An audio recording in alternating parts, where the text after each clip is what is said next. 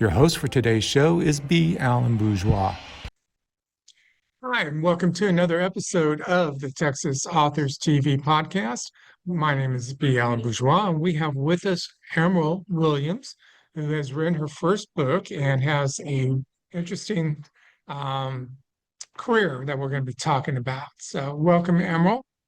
Thank you. Thanks for having me. It's a pleasure. So, let's start off with letting people know who you are and what got you into writing. Well, I like to say that I published my first book when I was in about fourth or fifth grade. What happened was I was cleaning out my mother's boxes about a year and a half ago after she passed away and discovered that she had actually saved a project we had worked on. It was fourth, fifth, sixth grade, somewhere around there. I think it was for a Girl Scout badge or something, but you actually had to create and make and do a book. And I still have that book. And it is covered with old upholstery material. And I even remember the chair that the upholstery material was left over from. And it's a little children's thing. So I guess that's my first book that I've ever done.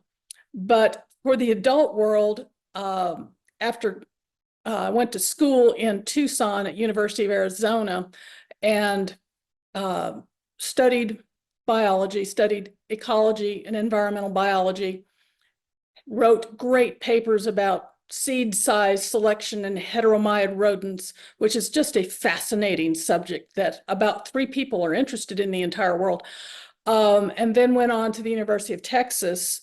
But when I went to Austin, I also got a part-time job because as a graduate student, we're all starving, and started doing some technical writing.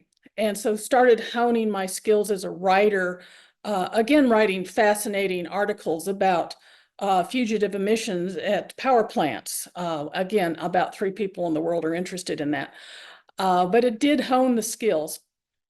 I then became a database manager and moved to Houston, worked as a database manager for a contractor at NASA and learned a whole new set of skills. And then finally went back to school at UTMB down in Galveston. I've done a lot of writing since then. Professionally, I've written a lot for the medical journal here in Amarillo, where I live, but didn't get into fiction until about a year and a half ago. And I've had the concept of this book rolling around in my brain for probably 10 years, a long time. And my daughter, my adult daughter, was going to co-write this with me, and she got busy. So it was like, why not now? Let's do it.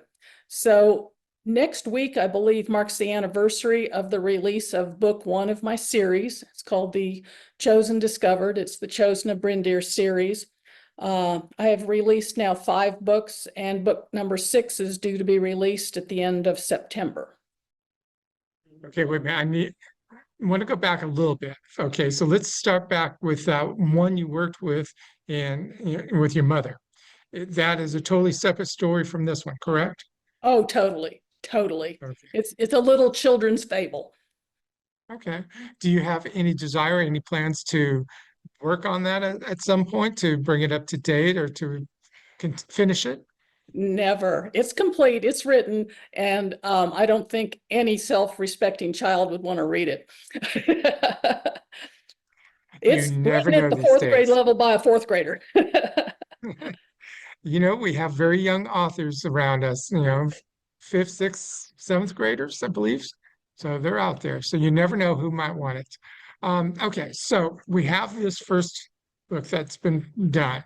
And you said already that you have 6 for it. Is that correct? 5 of them are published. The first trilogy completed November of last year. Then the second trilogy, I published the first book on Valentine's Day of this year. Book 5 came out in April-ish, something like that. And then book 6 will be out at the end of next month. And that will complete the trilogy, the second trilogy. So you're putting them out pretty fast, aren't you? The story is telling itself. It really is. And so this is something I wanted to get finished this year. And then I'm not quite sure where I'm going to go after that, but I did want to finish these 2 trilogies. Okay, so then the question is, of the 2, which one would you like to begin with? Well, everybody probably, if you're going to actually read the series, you need to start with book 1. You need to start with the first trilogy, the Chosen Discovered. And the opening scene is basically of our heroine. Her name is Rhiannon, and she is an emergency room physician who is finishing up her residency down at UTMB in Galveston, and she is on her last shift of her residency, and she is so looking forward to going somewhere drier and somewhere cooler and somewhere where there are no hurricanes, because barreling down onto Galveston as we speak is a hurricane. Now, it's not a bad hurricane, but a hurricane's a hurricane. I don't know whether you've sat through one, but I've sat through a couple, and I don't care to ever do it again. Thank you so much, which is why I don't live down there anymore. So she's on her last shift, and the eye comes over the island, and it sounds like a joke, but the horse does not walk into a bar. A horse walks into the ED. And standing there dripping, he's wearing a saddle and he's got a bridle on, and he does not have a rider. And it's like, oh, what on God's green earth is going on? Where did this come from and why is he here? And her attending physician that evening is not pleased and basically says, get this thing out of here. So she drags it back out, tries to get it to the parking garage next door, but he's not going to move. So she finally has to climb up on his back, at which point in time, it's not just a horse. And so takes off running down the street, jumps over the seawall, and she knows she's going to die. But she doesn't, because the horse has been enchanted, and she is now going to wake up in another kingdom, in another land, a land filled with magic, and a land filled with someone who actually wants to kill her right off the bat. So that's the premise of the story. She is wearing a necklace around her neck, which is the necklace that's on the cover of the book. And something her mother gave her, and it's just a necklace, right? Well, it isn't. It turns out to be a talisman. And she is supposed to use this talisman to defeat the sorceress. It's been part of a prophecy that's been there for 200 years. And she is left going, what are you talking about? I don't know how to do any of this kind of stuff. And so there's a lot of fish out of water. There's a lot of, she's from Texas, so she talks like she's from Texas. Nobody talks like they're in Texas, in Bryndir. So there's some humor in there. And it's a heroine's journey type of character arc. She starts in one place and ends up in a totally different place as she grows and learns more about herself and learns more about the land that she's in. Her foil. So I've got to ask, why did you choose to write about a heroine? Why was that the choice? I don't know. And I don't know that I just wrote about a heroine, because she meets her rescuer, and he has a major part in this trilogy. His name is Prince Alistar, and he has a transformational character arc through the entire trilogy. She meets him, and he has volunteered for every suicide mission to protect the kingdom that he can, because he knows he's been afflicted by a curse and he's not going to see his next birthday. He's going to die, so he might as well die in service to the kingdom. We will stop right there, allow our sponsors to do their thing, and we'll be right back.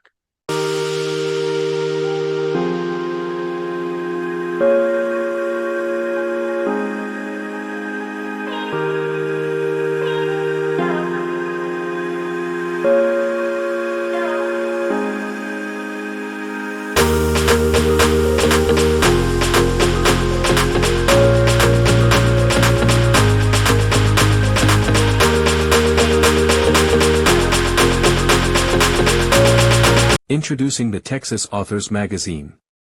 Discover our author spotlights, writing strategies, market insights, and news from our vibrant Texas literary scene. Starting with our July 2025 issue, as you see here, our exclusive Author Spotlight series brings Texas voices front and center. Grow your reach, connect with peers, and celebrate Texas storytelling. Get your free copy or join today at texasauthorsmuseum.com. And welcome back to the Texas Authors Podcast. You are either watching or listening, and we greatly appreciate it. This is your host, B. Alan Bourgeois.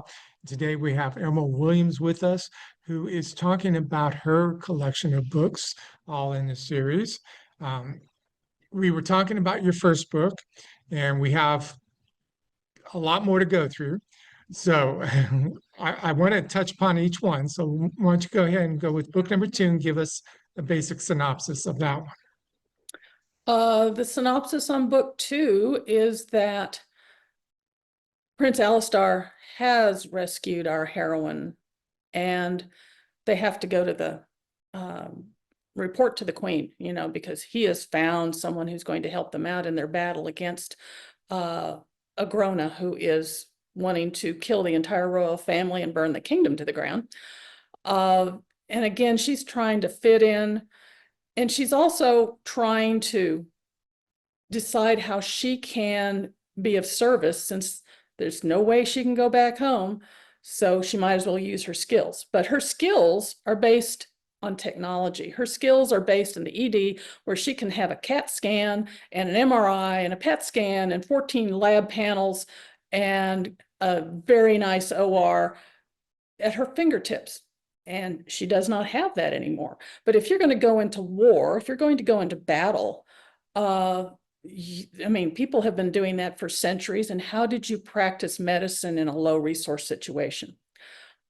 There is a surgical procedure I talk about in the first book. It's been practiced for 2,000 years. You can do it without a fancy OR. She's going to have to help people who are in great distress and dying. And the second and the third book, because they actually do get into battle, there's a lot of medical detail in there. A lot of research went into that about, what do you use to sew people up? We don't have any proline in this kingdom. So you're going to have to use catgut. Well, what's catgut? Why is catgut any good? Why did people use it? Well, catgut is actually from sheep, and you can boil it and sterilize it, which is one of the really good things. And it will also dissolve, so you can use it for sutures on the inside, not just the outside. Who's going to make all the bandages? Well, you better have some spinners and weavers around to process lots of fiber, not just for blankets and for uniforms, but you're going to have something to sew with on the battlefield. All of this stuff is a value and stuff, and I don't want you to give away too much, because we want the readers to enjoy the book and stuff and learn from what you've done the research on. So let's go ahead and move on to the third book. Let's go ahead and give a synopsis on that one. The third book does end up getting us into the war and the battlefield, and Prince Alistar has gotten into his element as far as being a leader, and Rhiannon has gotten into her element as to being a healer. And I won't give away the end of the book, but there is a pretty nice battle scene that goes on before the book is all over. Okay, now why is it a nice battle scene?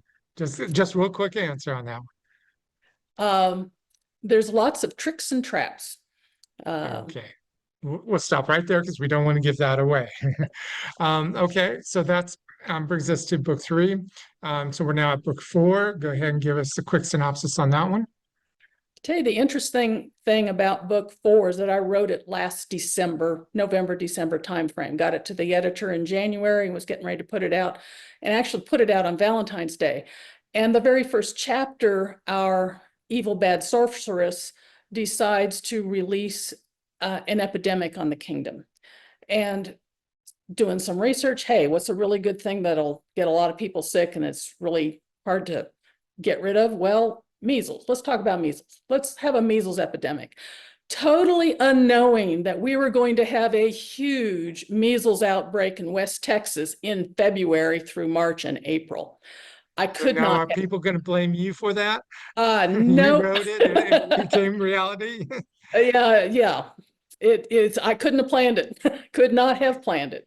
And it's the same principle. The same thing happened, as I describe in the book, the exact same thing happened in West Texas. That is kind of scary, but amazing at the same time. So you're dealing with the plague in book 4, and it moves into book 5. Tell us about that one. Book 5, we've actually introduced some new characters in book 4, and they continue with their character arcs in book 5. Very transformative type characters who start out very uncertain of themselves, no confidence, and then build into their better selves. And we continue to fight against our sorceress because darn, we just can't seem to get her put away. And that'll bring us to your new release that's coming up, and that's book 6. So go ahead and give us a highlight on that one. Book 6 promises to have many battles and many psychological battles. And unfortunately, I'll give you a hint in that I wrote a funeral in that book, but you don't know who's going to die. So there's something coming. And that's a good tease right there. You've gone through all the books in here. Um, Considering it is future or another world or worldly, and you have the talisman and stuff like that, what brought those things to your mind to write? Was it something you saw or had read previously somewhere else, or did your character just say, hey, this is what's going to happen? Well, they always say to write what you know. So I did go to school down in Galveston and UTMB. So I started right in a place where I knew exactly what it looked like. In fact, my editor made me take out a whole lot of details because I was going to tell you all about UTMB and Old Red and all the buildings. And she said, nobody wants to hear about it. So had to do a little editing. But then, it's always intrigued me, how do you I guess I'm a survivalist at heart. And so when your current world and your current abilities are taken away from you, how do you survive? How do you move forward? How do you make the best of what you have and make the best for all of your friends and family around you? And that's definitely something that we're all going through. And depending on who you listen to in Texas, that may happen again real soon. So, um, you've gone through and you've done 6 books, which is good, and especially in a short period of time. So, what is it you're looking to do next?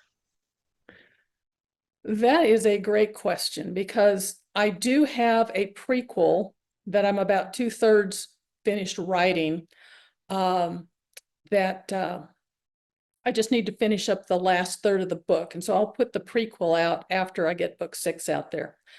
I have a couple of short stories out. You may have read one recently with a short story entry into our contest here with the Texas Author Institute. But I'm not sure if I want to continue in this universe because there's still lots of stories to be told or do something totally new. So I may do a little genre hopping and try to do something a little different. Now, working with lots of authors over the years and doing lots of interviews, I always know that many times characters are always talking to the writers and stuff. Have some of them from your series kind of say, hey, you know what, I need my own book here. There's a couple of characters that are probably going to want their own book before all is said and done. Absolutely. They can be annoying at times, can't they? The voices in the head just won't go away. We are going to pause there and let our sponsors do their thing, and we'll be right back. Who will win the 2026 Best of Texas Books Awards? Texas Authors Museum 15th Annual Book Contest, now open.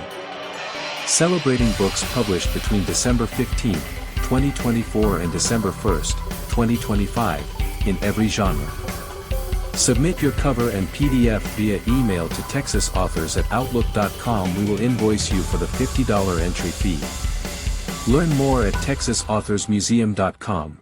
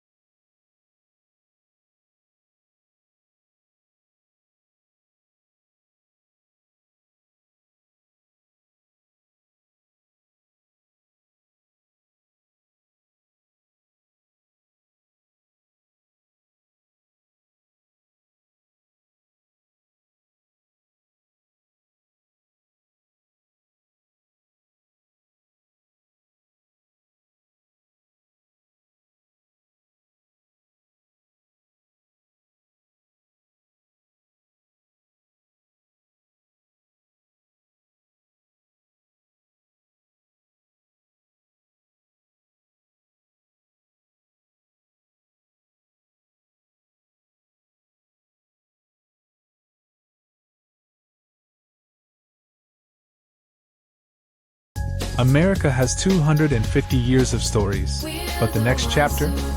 That's yours to write. Introducing Voices of America. Your voice, your story. What does America mean to you? Submit your story. Shape the next 250 years. Enter now at AmericanShortStories.org.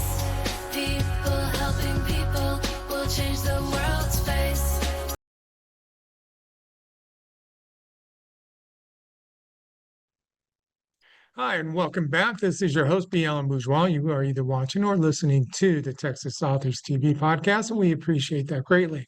Today, I have with me Emeryl Williams, who has been talking about her 6 books. The newest one is coming out just real soon in the next couple months, and about of course, her other projects and stuff like that. All right. I understand that you are part of an organization then there in Amarillo, and you have an event coming up. So why don't you briefly tell us what that's about? New Frontiers in Writing is for writers, is for authors, it's for indie authors, it's for folks that want to go trad publishing, it's for folks who want to take their IP to another level, such as screenwriting, movies, and scripts. We're going to have some editors there and a pitch room that you can talk to them if you want to go to the traditional approach, but we'll have lots of talks on how you do your own Facebook ads, how you publish as an indie author. And then we'll have some craft talks as well. I know in particular there's a lecture about long form poetry. So, I mean, there's just something for everybody. It'll be Saturday and Sunday. And actually the day before, we're going to have Jane Friedman there teaching classes all day on Friday. And Friday night, we're going to have an adult book fair and signing. We're going to have authors such as Jonathan Yanez, who will be there signing his books. We'll have quite a few folks, and it should be a good time. Yes, and I'm happy to say I will be there as well, talking about the Read Safe program. So I'm looking forward to being there with you. How is there a great way for readers to find you and to reach out and learn more about the books you have and the ones you're coming out to? Do you have social media? Right now, you can find me at Emeryl Williams, author on Facebook, Emeryl. And I'm also on Instagram. And you're going to say, how'd you get this? But it's Felt Doctor, FELTDR, because I do a lot of fiber crafts as well. But Felt Doctor is my name on Instagram and on Book Threads with the Threads product from Instagram. You can find me on Amazon. That's where all my books are right now. You look me up and follow me on my Amazon page. I'm also on Curios. I have some small pieces of giveaway on Curios, so you can look me up there and get first parts of my prequel for free right now before I put it all together. All right. And before we leave, because we're just about out of time, I always ask the authors this one question, and that is for a new writer, and I'm sure you're going to be sharing this at the conference, but for a new writer, what would you recommend or what words of advice can you give them? I think the most important thing is if you want to be a writer, you have to write. You can't just say, oh, I'll sit down tomorrow and put, something together. Sit down, put words on paper, and do it every single day. You will not get better as a writer unless you are constantly writing. My first book is not as well written as my last book because the author themselves is on a journey. You can have the best editor in the world, but she finally said, I think you've learned something, by the time you get to the second and third book. So you need to write every day. And even if it's just a passion project that you're never going to publish, or if it's something you want to turn into a business, write every day. And I have to totally agree with that. As a writer who's been writing for 50 years, my first book was crap compared to how I write now. So I can totally agree with that. Definitely keep at it. Well, I want to thank you very much for being with us, Emeryl, and we want to wish you the best of luck. Thank you so much. I really appreciate you having me. Welcome to the Texas Authors TV show, produced by B. Alan Bourgeois for the Texas Authors Museum and Institute of History, copyright 2025. If you would like to be a sponsor of our show, please reach out to us via email at texasauthors@outlook.com. If you would like to be an author on our show, please email us at texasauthors@outlook.com for more information. Music is Frolic of Words. It was created for Texas Authors Institute by Happy Follows.